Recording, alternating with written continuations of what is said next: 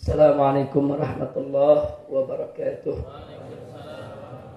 Bismillah, walhamdulillah, wassalatu wassalamu ala rasulillah wa ala alihi wa sahbihi wa mawalah. Ahiba'il kiram, usikum jami'a wa nafsi bittaqwallah wa bita'ati rasulillahi sallallahu alaihi wasallam. Alhamdulillah, pada hari ini sejak pagi tadi kita telah laksanakan majelis kita secara tertib, berurut, rapi, dan beberapa kitab sudah dibacakan oleh guru-guru kita, oleh Habib Nawfal Al-Attas, Habib Hasan Segaf, Habib Hanif Al-Attas, Habib Muhammad Al-Attas, Habib Anis As-Segaf, dan juga oleh Ustadz Asep, Sofyan, dan yang lainnya. Mudah-mudahan Allah memberkahi mereka semua dan menjadikan apa yang mereka sampaikan menjadi penyebab turunnya rahmat dan barakah. Amin ya rabbal alamin. Dan kita ucapkan di sini selamat datang kepada tamu kita. Ada Haji Irdan dari Jakarta, ada Pak Joko dari Solo dan kawannya, salah satu pimpinan Rumah Sakit Islam Surakarta. Mudah-mudahan kedatangan beliau-beliau ini akan makin menambah hangatnya suasana kita di sini, dan kita semua insya Allah tidak lepas dari kegiatan kita ini kecuali dosa kita semua diampuni oleh Allah Subhanahu wa taala. Nah, ahiba'il kiram, pada kesempatan ini saya ingin menyampaikan apa yang dituliskan oleh Sayyidil Walid Al-Habib Zain bin Ibrahim bin Sumaid tatkala beliau mengumpulkan berbagai riwayat dan hikayat tentang para a'immah ketika mereka itu menuntut ilmu. Bagaimana suka duka mereka tatkala menuntut ilmu. Menuntut ilmu itu perlu kesabaran. Menuntut ilmu itu perlu kesabaran. Di dalam Al-Qur'anul Karim surat As-Sajdah ayat 24, wallahu subhanahu wa ta'ala qala wa ja'alna minhum a'immatan yahduna bi amrina lamma sabaru wa kanu bi ayatina yuqinun. Shadaqallahul azim. Jadi dalam ayat ini Allah menyatakan wa ja'alna minhum, dan kami telah menjadikan daripada mereka itu a'immatan, yaitu para imam, para pemimpin. A'immah itu jamak dari imam. Kami jadikan di antara mereka, daripada mereka, para imam, para pemimpin, orang-orang yang berilmu. Yahduna bi amrina, yaitu mereka memberikan petunjuk, memberikan arahan kepada umatnya, pengikutnya, bi amrina, yaitu dengan perintah dari kami, dengan petunjuk dari kami. Lamma sobaru, ketika mereka itu bersabar. Jadi para imam, para ulama, tatkala mereka bersabar dalam menuntut ilmu, kemudian Allah berikan mereka ilmunya, kemudian Allah berikan taufik dan hidayahnya, Allah buka ilmu pengetahuannya, kemudian selanjutnya mereka itu menjadi panutan bagi umatnya. Itu semua tidak lepas daripada inayah Allah Subhanahu wa ta'ala. Nah, kenapa mereka bisa mendapatkan yang sedemikian rupa? Nah, di samping mereka tadi dikatakan bersabar, karena mereka bersabar. Wa kanu bi ayatina yuqinu, dan mereka juga sangat yakin dengan ayat-ayat kami. Jadi karena mereka beriman kepada Allah, mereka yakin dengan janji Allah, dan mereka bersabar di dalam menuntut ilmu Allah, mereka mendapat inayah dari Allah, segala kesulitan mereka lalui, dan akhirnya mereka menjadi a'immah. Mereka menjadi para imam.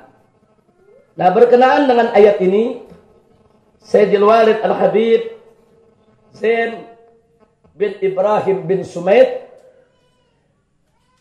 membawakan beberapa peristiwa sejarah yang dialami oleh para salaf kita. Yang pertama di sini beliau menceritakan tentang Kana Abdullah ibn Abbas radhiyallahu taala anhuma. Dulu salah seorang sahabat Nabi yang bernama Abdullah ibn Abbas, ini sahabat kecil Nabi. Artinya sahabat kecil. Beliau ini tatkala hidup bersama Nabi usianya masih kecil, masih muda. Nah, sehingga beliau masih banyak menuntut ilmu dan menimba ilmu dari para sahabat yang lainnya yang jauh lebih senior daripada beliau. Nah, di sini beliau menceritakan, ini Abdullah bin Abbas yang menceritakan tentang dirinya. Beliau mengatakan, talabtul ilma salam ajib aktsara minhu fil ansar.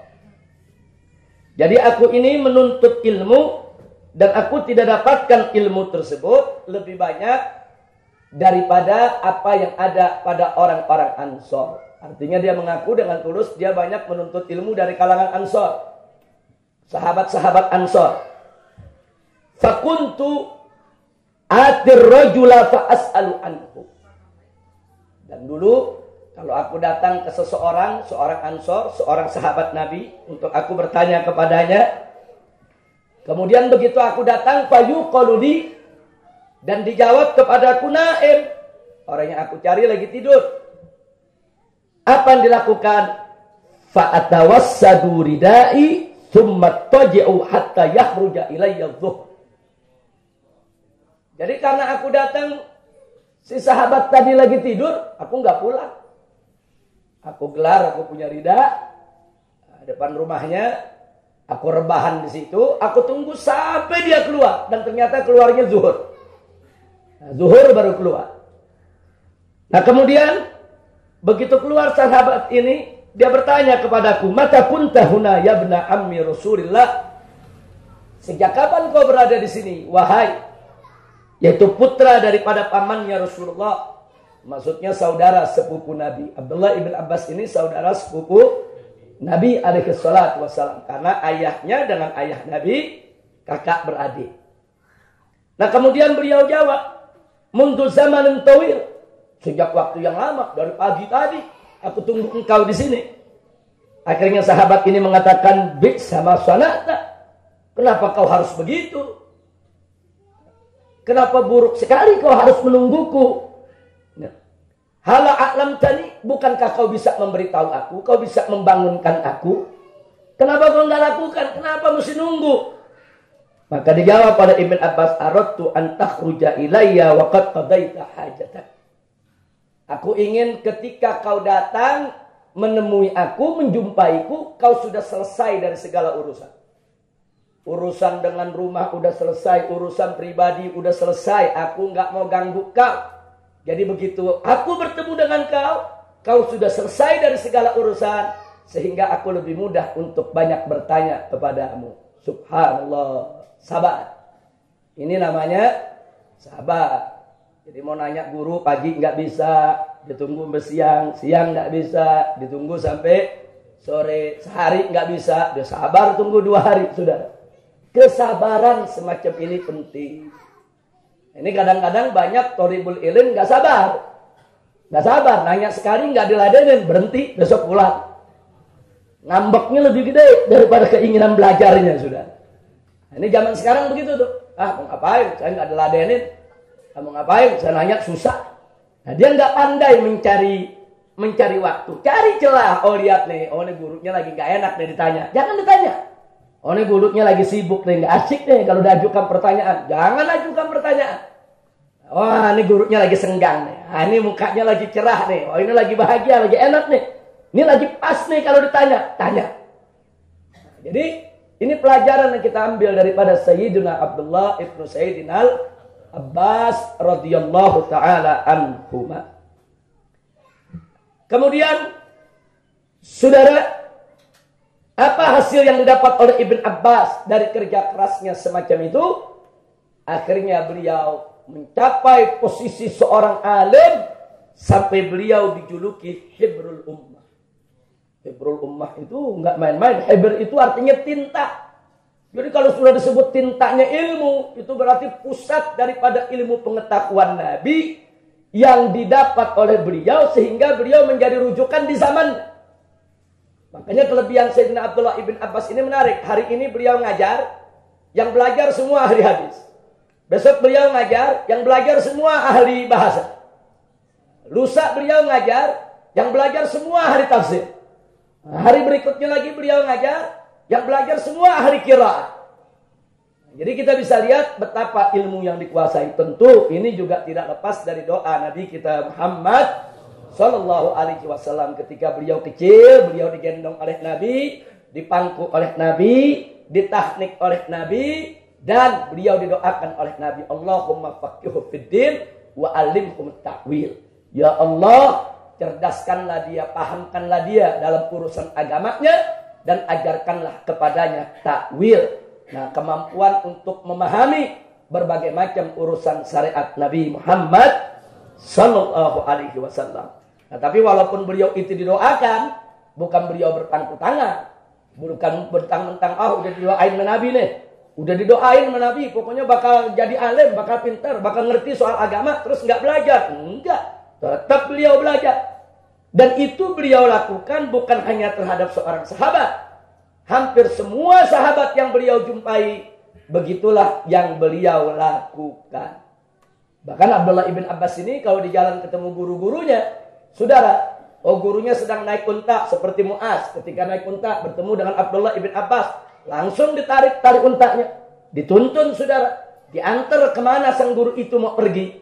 Nah, jadi artinya Abdullah ibn Abbas ini belajar dengan adab, dengan akhlak, dengan sabar, saudara, sampai akhirnya beliau mencapai apa yang didoakan oleh Nabi Muhammad Sallallahu Alaihi Wasallam. Walaupun beliau saudara sepupu Nabi, walaupun beliau ini dari suku Quraisy, walaupun beliau ini termasuk keluarganya Nabi, kerabatnya Nabi, tapi beliau nggak pernah malu untuk merendah di hadapan para gurunya. Nggak pernah malu untuk merendah di hadapan orang-orang yang berilmu. Makanya beliau pernah mengatakan, dalatu taliban fa'asastu matluban. Jadi apa beliau katakan? Dalatu taliban. Aku ini menjadi hina ketika aku belajar. Maksudnya hina di sini, ya merendah kemana-mana. Nah, dia disuruh-suruh, disuruh nunggu, disuruh apa. Ya pokoknya hina apapun dia kerjain dalam menuntut ilmu. Tapi apa hasilnya? Fa'asastu matluban. Pada akhirnya aku menjadi begitu dimuliakan oleh Allah ketika orang akhirnya menjadikan aku sebagai rujukan, sebagai matlub, sebagai tempat untuk mencari ilmu.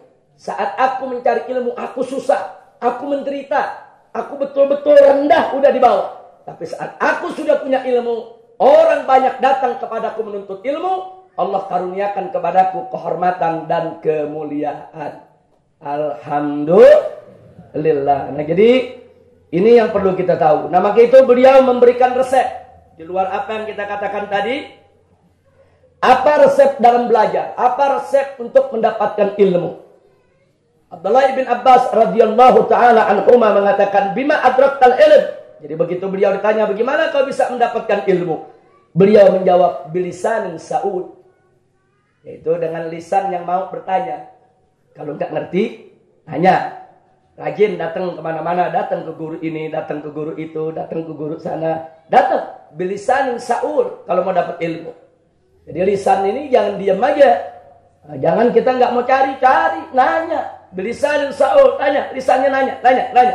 Oh, sama kiai ini nggak dapat jawaban. Mungkin di kiai sana dapat jawaban.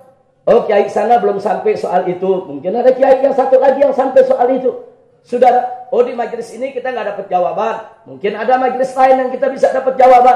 Oh, dalam kitab ini kita nggak dapat jawaban. Mungkin dalam kitab yang satunya kita dapat jawaban. Cari.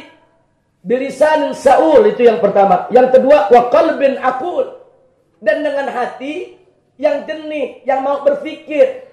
Dengan hati yang akul, yang betul-betul mau berpikir jernih. Dengan hati yang betul-betul bersih. Dengan hati yang betul-betul punya niat ikhlas untuk mencari dan memahami. Akul dari kata akal. Itu dia mau paham hatinya. Dia nggak biarkan hatinya itu nggak ngerti. Nah, kemudian yang berikutnya lagi, saudara, yaitu wakaffin badul. Nah, dengan apa? Yaitu dengan telapak tangan terbuka yang selalu mau berkorban. Badul, dia mau keluarkan badlul juhdi. Dia mau keluarkan segala kemampuan dengan segala. Jadi kalau disebut kafin badul, ini maksudnya dia bekerja keras. Nah, jadi bukan berpangku tangan, bukan. Nah, kafin badul ini lawan daripada berpangku tangan. Dia nggak berpangku tangan, dia jalan, dia bergerak, dia cari itu ilmu, tanya ke sana, tanya kemari. Dia mau berpikir. Nah, inilah kunci yang diberikan oleh Sayyidina Abdullah ibn Sayyidina Abbas. Kalau kita ingin mendapatkan ilmu yang manfaat, yaitu alhamdulillahi rabbil alamin. Nah, karena itu para ulama di antara mereka ada yang mengatakan dalam bait syairnya, al-ilmu fi ju'in wa dhullin wa mihnatin wa bu'din 'anil aba'i wal ahli wal watan. Walau kana kasbul ilmi ashala hirfatan lama kana du jahlin alal ardi fi zamani. Luar biasa, saudara. Apa dikatakan di sini oleh para ulama? Al ilmu fiju. Menuntut ilmu itu, saudara, itu merupakan jalan di mana kita akan merasakan lapar, ju, wadzullin, dan kita akan merasa rendah, seperti terhina, walaupun sebetulnya kita tidak terhina, saudara. Wa mihnatin, dan berada di jalan yang penuh ujian.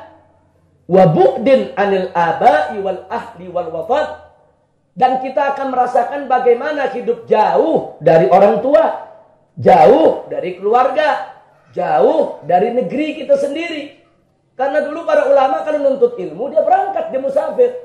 Dia tinggalkan ibunya, dia tinggalkan bapaknya, dia tinggalkan keluarganya, dia tinggalkan kampungnya, dia tinggalkan negerinya. Dia pergi berjalan berbulan-bulan ke negeri lain belajar, saudara. Ada yang 5 tahun, 10 tahun, 20 tahun baru kembali ke kampung halamannya. Itu bukan enteng itu ujiannya. Makanya di sini dikatakan al ilmu fi ju'in wa dhullin wa mihnatin wa bu'din 'anil aba'i wal ahli wal watan. Jadi kalau orang yang siap menderita, siap jauh dari ibu, siap jauh dari bapak, siap jauh dari keluarga, siap jauh daripada kampung halamannya untuk menuntut ilmu, saudara, insya Allah dia akan lebih mudah untuk mendapatkan ilmu pengetahuan. Nah, tapi kalau anak jadi anak mama, tahu anak mama, nah, bawaannya nggak mau lepas dari mama. Ini repot kalau jadi anak mama. Nah, mau ke pesantren nggak mau deket sama ibu, mau ke sekolah nggak mau deket sama ibu, mau dikirim ke luar negeri, apalagi saudara, baru dikirim ke pesantren 2 hari, nangisnya 3 hari. Nah, mintanya minta pulang melulu, saudara. Ya susah, yang begini susah untuk maju, jangan, lawan, jauh dari ibu, jauh dari bapak, jauh dari keluarga, lawan. Nah, itu kunci untuk mendapat keberhasilan. Memang nuntut ilmu susah. Nuntut ilmu itu susah. Nah, tapi kalau dibandingkan dengan zaman dulu, sesusah-susahnya zaman sekarang serba enak. Zaman sekarang serba enak. Sejauh-jauhnya kita sama orang tua masih bisa nelpon. Iya, sejauh-jauh kita sama orang tua masih terjangkau. Naik mobil 1 jam ketemu. Nah, kalau dulu, saudara, kendaraan belum ada. Imam Syafi'i kalau sudah jalan ke negeri lain 6 bulan baru sampai jalan kaki. Nah, kemudian belajar di sana. Terus orang tuanya kapan nengokin? Orang tua mau nengokin jalan kaki 6 bulan juga mikir, saudara. Nah, jadi artinya dulu tuh jauh lebih susah dari kita. Sekarang nggak seberapa susah kok. Sekarang banyak santri yang seminggu sekali ditengokin sama orang tuanya. Seminggu sekali ditengokin sama orang tuanya. Saudara. Nah, jadi bagaimana nggak enak? Sebetulnya tantangan di zaman sekarang jauh lebih ringan dibandingkan dengan tantangan zaman dulu, saudara. Nah, makanya kita malu kalau kita lihat orang-orang tua kita, pendahulu kita, ulama-ulama kita dulu berjuang dengan demikian susah menuntut ilmu. Sekarang Allah udah kasih kita serba mudah, saudara. Ternyata kita bermalas-malasan. Inna lillahi wa inna ilaihi raji'un. Nah, bait yang berikutnya tidak kalah menarik.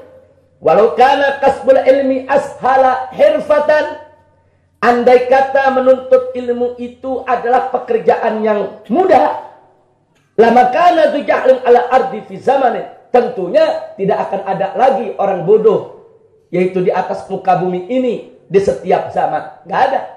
Kalau nuntut ilmu itu gampang, saudara, nggak ada orang bodoh di atas muka bumi. Semua orang pintar. Gampang, saudara. Siapa aja bisa ambil itu ilmu. Sekarang kita tanya, kenapa tidak semua orang jadi ulama? Kenapa tidak semua orang jadi kiai? Kenapa tidak semua orang ngerti soal agama? Karena memang menuntut ilmu itu nggak mudah. Susah, sulit, perlu pengorbanan, perlu perjuangan. Hanya mereka yang mau menderita, hanya mereka yang mau bekerja keras, hanya mereka yang betul-betul mau belajar, itu yang hanya akan mendapatkan ilmu, itu yang hanya akan menjadi ulama. Makanya ini dikatakan, walau kana kasbul ilmi ashala hirfatan, lama kana tujahdun alal ardi fi zaman. Saudara, jadi kalau andai kata nuntut ilmu itu kerjaan gampang, nggak ada lagi udah orang bodoh di atas muka bumi, saudara. Semua orang pintar. Nah, tapi faktanya saya tanya, orang bodoh di atas muka bumi dikit atau banyak? Banyakan mana pintar sama bodoh? Soal agama nih, saya tanya, banyakan mana pintar sama bodoh? Fakta, saudara. Bisa kita lihat. Fakta. Loh, kenapa bisa lebih banyak yang bodoh ketimbang yang pintar? Karena nuntut ilmu susah. Nah, sebetulnya tidak menjadi susah bagi orang yang mau kerja keras, bagi orang yang mau menderita, bagi orang yang mau sabar. Makanya tadi kan Allah nyatakan, wa ja'alna minhum a'immatan yahduna bi amrina lamma sabaru. Jadi mereka itu dijadikan oleh Allah sebagai pemimpin, sebagai imam-imam yang memberikan petunjuk arahan kepada para pengikutnya. Karena apa? Karena kesabaran mereka. Nah, dan karena keyakinan mereka kepada Allah Subhanahu wa taala. Nah, kemudian Al-Imam Asy-Syafi'i radhiyallahu taala anhu pernah mengatakan dalam salah satu bait syairnya dalam diwannya, "Akhi, lan tanala al-ilma illa bi sittatin. Sa'unabbika an tafsiliha bi bayani. Dzaka'in wa hirsin wa ijtihadin wa bulghatin wa suhbati ustadin wa tuli zamani." Jadi kata Imam Syafi'i radhiyallahu taala anhu, "Akhi, wahai saudaraku, lan tanalal ilma, engkau tidak akan meraih ilmu illa bisittatin, kecuali dengan 6 perkara. Sa'unabbika an tafsiliha bi bayani, aku akan kabarkan kepada engkau yaitu tentang rincian yang 6 tadi."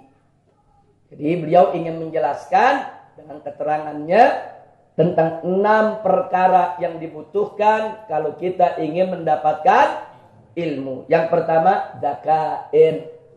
Artinya zakat, saudara, ada kepintaran, ada kecerdasan. Dia lawan kebodohannya. Dia tidak biarkan dirinya dalam kebodohan. Yang kedua, hirsun. Dia punya semangat.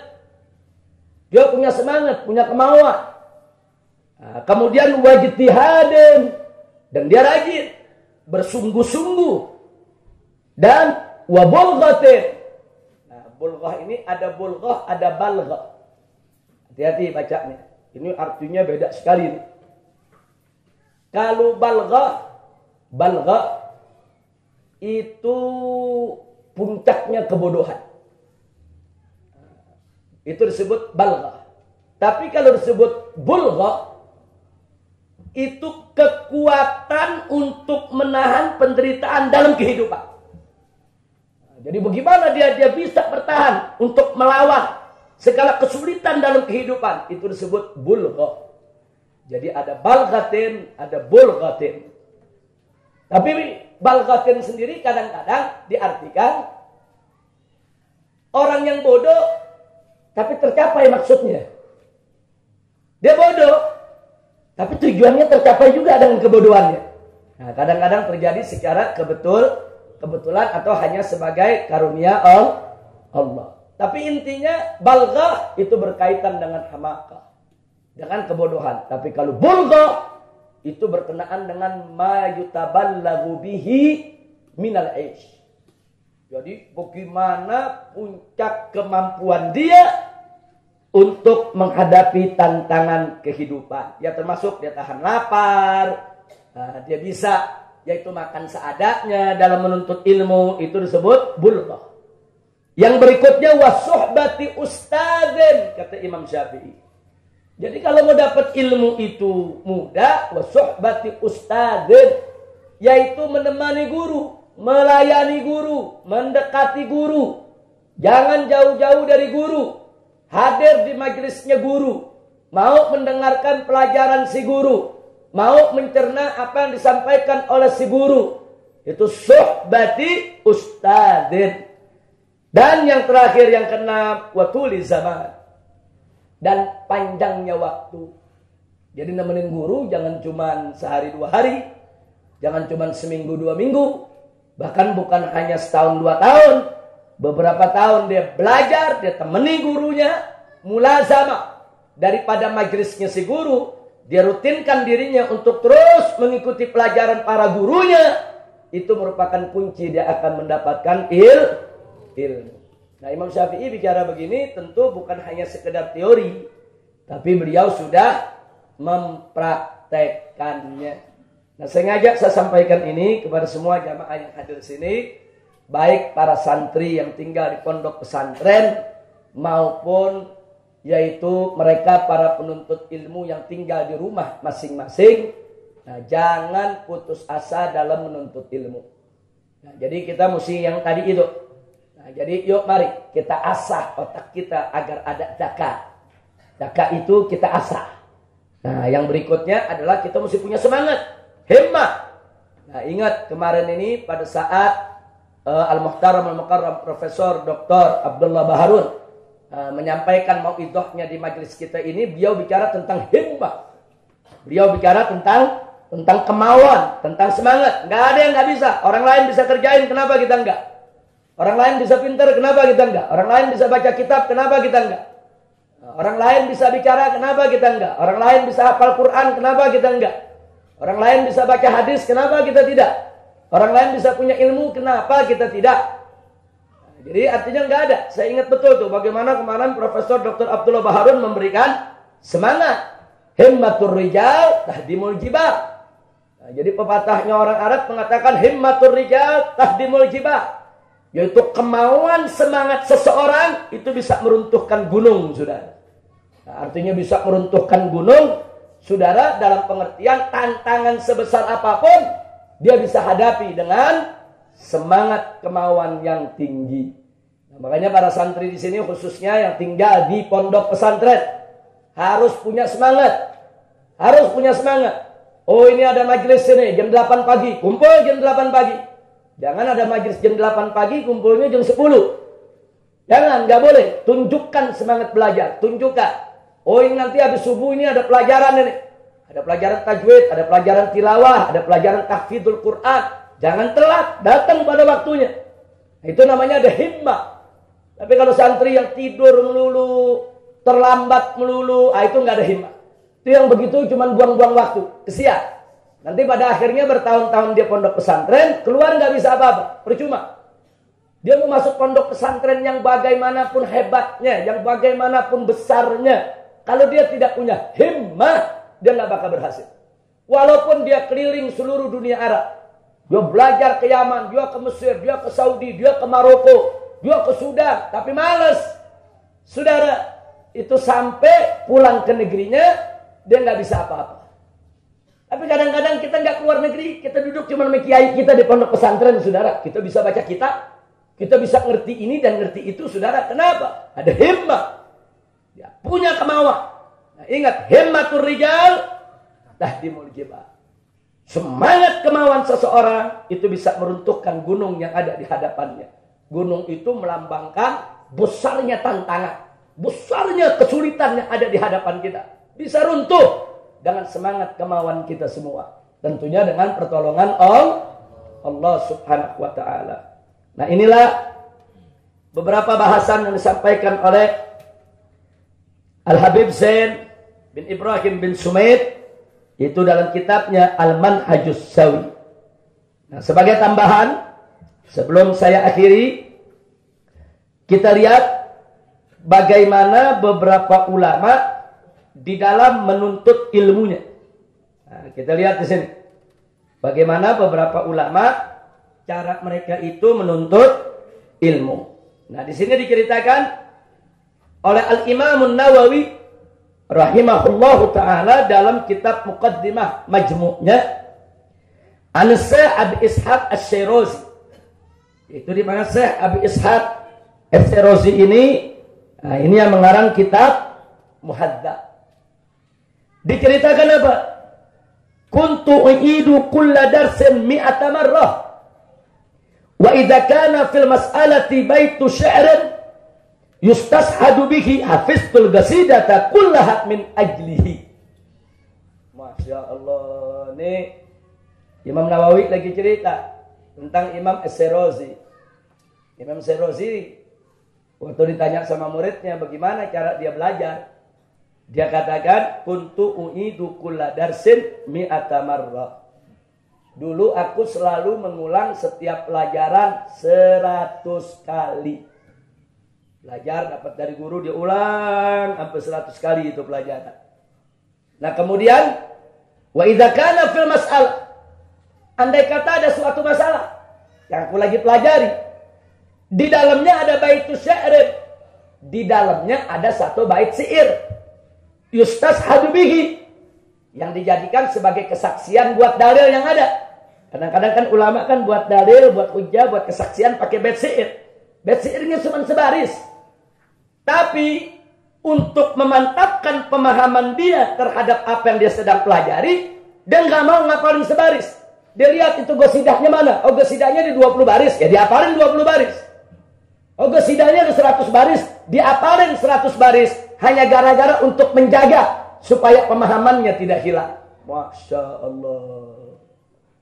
Kira-kira yang hadir di sini ada nggak yang begitu ya? Satu pelajaran 100 kali baca. Nah kemudian diceritakan lagi saudara tentang yaitu Abu Ishaq Asy-Syirazi yang kita ceritakan tadi saudara. Ketika beliau membuat ringkasan daripada kitab Tanbih dengan takliknya dari gurunya, saudara, itu ada 18 jilid. Diceritakan wa kana yusolli inda kitabati kulli faslin rak'ataini. Yad'ullaha an yanfa'a bihi qari'ah. Jadi beliau itu kalau baca kitab, setiap masuk pasal baru, sholat dulu 2 rakaat. Sholat 2 rakaat, minta pertolongan Allah, baru baca 1 pasal.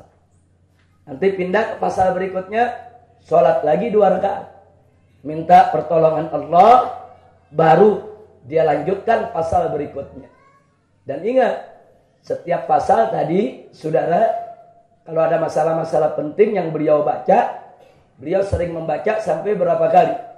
100 kali. Nah, kalau setiap baca 2 rakaat, 100 kali ngulangin berapa rakaat dia sholat. Jadi sambil dia sholat, sambil baca, sambil sholat, sambil baca, sambil sholat, nuntut ilmu, sambil sholat, nuntut ilmu. Jadi ternyata ulama-ulama dulu bukan hanya ahlul ilm, tapi mereka juga ahlul ibadah. Ahlul ilm dan ahlul ibadah. Bahkan kalau kita lihat lagi saudara, ulama-ulama yang lain percis seperti yang diceritakan tadi, saudara, hampir semua ulama kalau mereka sudah mengulang daripada hafalannya, tidak mereka mau berhenti sebelum mereka betul-betul hafal dan betul-betul paham apa yang mereka baca. Ini kita tidak cerita Al-Quran nih. Kalau Al-Quran udah nggak usah diceritain lagi, mereka udah hafal semua. Nah, ini yang kita cerita bukan ngapal Quran nih, baca kitab. Jadi bukan hanya Al-Quran yang mereka hafalkan dulu, bukan hanya hadis yang mereka hafalkan dulu, sampai matan-matan kitab mereka hafal gak? Bagaimana gurunya ngomong, bagaimana gurunya bicara, mereka hafal gak? Nah, agar mereka tidak salah di dalam menyampaikannya. Inilah dulu yang dilakukan oleh para ulama-ulama dulu. Artinya menunjukkan betapa sabarnya mereka, betapa tahan bantingnya mereka, dan ini patut untuk kita tiru. Wabil khusus kepada para santri, saya ingatkan, Kalau betul kalian mau belajar, mau dapat ilmu, mau jadi ulama yang amil, harus tahan banting. Harus sabar. Tantangan yang kalian hadapi saat ini tidak seberapa dibandingkan dengan tantangan-tantangan para ulama terdahulu. Tantangan sekarang berapa banyak pondok pesantren? Makan tinggal makan, minum tinggal minum. Saudara, berapa banyak pondok pesantren? Belajar guru udah ada, kitab udah disediakan. Berapa banyak pondok pesantren? Bahkan saudara yang sarana prasarananya sudah begitu lengkap. Anda tinggal datang belajar. Semua fasilitas sudah disediakan. Nah, kalau masih malas juga, kelewatan saudara. Jangan sia-siakan waktu Anda. Ingat, hari ini Anda menjadi murid, besok Anda menjadi guru. Tapi Anda tidak akan pernah menjadi guru kalau Anda tidak menjadi murid yang baik mulai saat ini. Saat ini Anda menjadi murid yang baik, besok Anda akan menjadi guru yang baik. Saat ini Anda menjadi murid yang tidak baik, jangan mimpi besok Anda akan menjadi murid yang baik. Sebelum jadi guru, orang itu pasti akan jadi murid dulu, saudara. Nggak ada orang tiba-tiba jadi guru, saudara. Nah, sebelum dia jadi guru, dia jadi murid, saudara. Dan di dalam jadi murid itu jangan lupa, saudara, bahwa al-ilmu yu'ta wa la ya'ti. Ilmu itu didatengin, bukan datang sendiri. Ilmu itu kita datengin, kita tuntut, bukan itu ilmu datang sendiri kepada kita, saudara. Nah, ini yang perlu kita sampaikan. Mudah-mudahan manfaat untuk kita semua. Kalau ada yang punya pertanyaan, falyatafaddal. Silakan. Sebelum kita akhiri, sebentar lagi masuk Jumat. Silakan. Ada yang ingin menyampaikan sesuatu? Silakan. Coba diberikan mic-nya. Assalamualaikum warahmatullahi wabarakatuh. Waalaikumsalam warahmatullahi wabarakatuh. Langsung saja Habib, kaitan dengan pembahasan ilmu yang tadi alhamdulillah luar biasa. Cuman ada sekarang itu yang sedang ramai dibicarakan adalah dengan semakin mudahnya teknologi, berkembangnya teknologi, semakin mudah juga orang mendapatkan pemahaman agama yang walaupun melalui media internet dan lain seterusnya. Pertanyaannya adalah,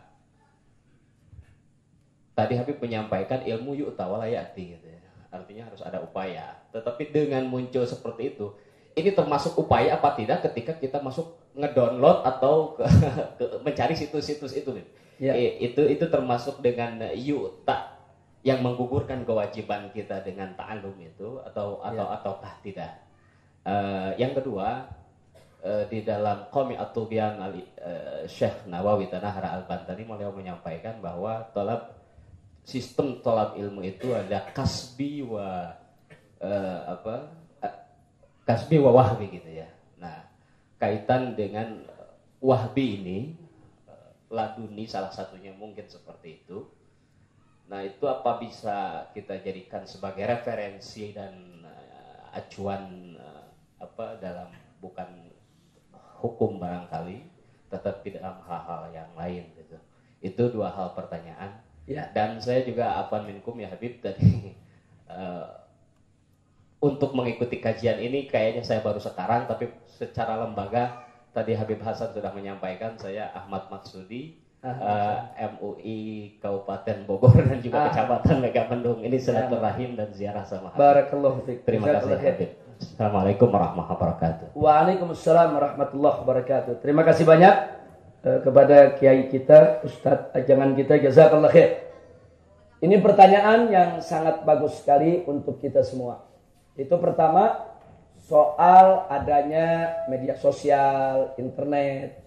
Saya ingin ingatkan kepada semua jamaah, ya, Google, internet, medsos, dan lain sebagainya adalah sumber informasi, tapi bukan sumber ilmu.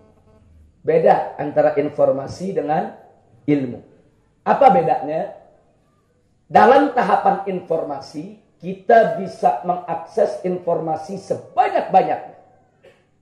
Nah, tapi untuk memahami informasi tersebut, itu perlu tuntunan guru. Nah, begitu dia dapat tuntunan guru dan dia paham, itu disebut ilmu. Informasi boleh banyak. Banyak orang punya informasi. Profesor, doktor, informasinya banyak. Tapi dia nggak punya ilmu.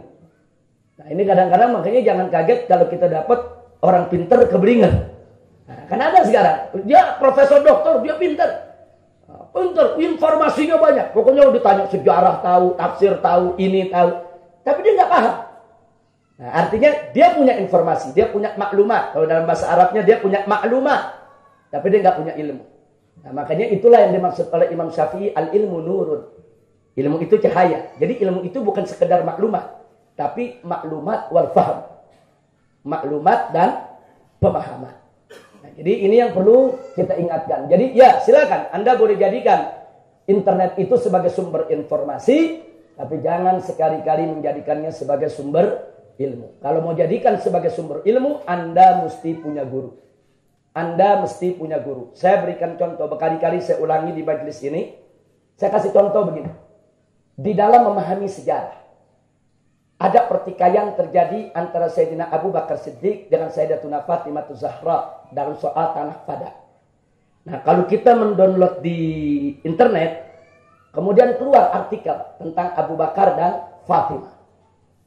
Yang nulis orang Wahabi. Dia akan membela Abu Bakar Siddiq habis-habisan dan dia akan hina Fatimah Zahra. Saya dapatkan itu, dia rendahkan. Dia akan katakan, apa Fatimah Zahra kok so pinter? Kok melawan Abu Bakar Siddiq? Nah, dia kan mestinya kan ikut, itu kan khalifah. Kenapa dia bicara begitu? Karena yang mengupas sejarahnya orang-orang dari kaum Nawasib yang benci dengan Ahlul Bait. Yang kedua, begitu kita buka, yang nulisnya orang Syiah. Sebaliknya, dia akan caci maki Abu Bakar Siddiq. Apa tuh Abu Bakar Siddiq kurang ajar sama putri Nabi? Ini kan putri Nabi, bid'atu minni kata Nabi. Yang menyakitinya akan menyakiti Nabi. Dia caci maki Sayyidina Abu Bakar Siddiq. Dia bela Sayyidatuna Fatimah. Kenapa? Karena nulisnya orang Syiah. Nah sekarang kalau itu kita menjadikan sumber ilmu, bagaimana kita itu buat jamaah kita? Nah kan mereka nggak bisa bedain. Nah, ternyata yang ini pemikiran Wahabi, yang ini pemikiran Syiah. Tapi kalau kita baca pemikirannya Ahlus Sunnah, Sayyidina Abu Bakar dan Sayyidatuna Fatimah Zahra dicintai, dimuliakan. Sayyidina Abu Bakar punya pendapat, ada dalilnya. Siti Fatimah punya pendapat, ada dalilnya. Mereka berbeda pendapat. Ini masalah ijtihadiyah. Masalah ijtihad, yang benar dapat pahala 2, yang salah dapat pahala 1. Enggak ada yang bisa disalahkan dan dihina. Nah, siapa yang benar di antara Sayyidina Abu Bakar dan Sayyidatuna Fatimah? Wallahu a'lam. Hanya Allah yang tahu apa hak kita untuk merendahkan salah satunya. Itu versi Ahlus Sunnah. Nah, sekarang bagaimana kalau sejarah itu ditulis tanpa keterangan? Bagaimana umat memahaminya itu sejarah? Jangan-jangan ada suudzon sama Sayyidina Abu Bakar, jangan-jangan ada suudzon sama Siti Fatimah, jangan-jangan suudzon sama kedua-duanya kayak orang liberal. Orang liberal dua-duanya. Nah, tuh lihat tuh, sahabat nggak bener kan pada ribut kan? Nah, karena orang liberal begitu, saudara. Nah, ini bagaimana umat bisa memahami itu? Nah, informasi dia sudah dapat, tapi paham belum. Informasi dia dapat, tapi ilmu belum. Nah, begitu dia dapat ilmu yang benar, oh ini begini penjelasannya, dia paham, itu dia sudah dapat ilmu. Jadi ilmu nggak bisa diambil dari Google. Ilmu nggak bisa, nggak ada tuh Syekh Google jadi mu'allim, nggak ada, sudah. Nah, jadi jangan belajar sama Syekh Google. Belajar sama ajengan, belajar sama kiai, belajar sama habaib yang istiqamah di jalan Allah. Baik, yang terakhir yaitu tentang ilmu kasbin dan ilmu wahbin. Ilmu kasbin itu ilmu yang kita cari. Ya sekarang nih kita duduk, kita belajar, kita dengerin. Ini namanya ilmu yang kasab, bil kasab. Kita bisa dapat dengan belajar. Kalau ilmu wahbin itu ilmu anugerah Allah. Nah, ini ilmu ada, sepakat semua ulama. Semua ulama sepakat bahwa ilmu wahab itu disebut ilmu ladun. Ilmu yang datang dari sisi Allah. Itu ada. Buat siapa? Buat orang yang beriman dan bertakwa kepada Allah serta dekat kepada Allah. Nah, jangan tiba-tiba ada anak muda, udahlah saya mau di kamar aja mau dapat ilmu ladun. Nah, sekarang sholatnya enggak, puasanya enggak, dari mana ilmu ladun mau datang dia? Ilmu ladun enggak datang begitu saja. Ilmu ladun itu datang dari istiqamah. Makanya para ulama sufi mengatakan, yaitu kun taliban al-istiqamah fala takun taliban al-karamah. Fa innal karamata ta'ti bil istiqamah. Yaitu jadilah kamu orang yang menuntut istiqamah, jangan kau jadi yang mencari karamah. Ilmu ladun kan termasuk karamah.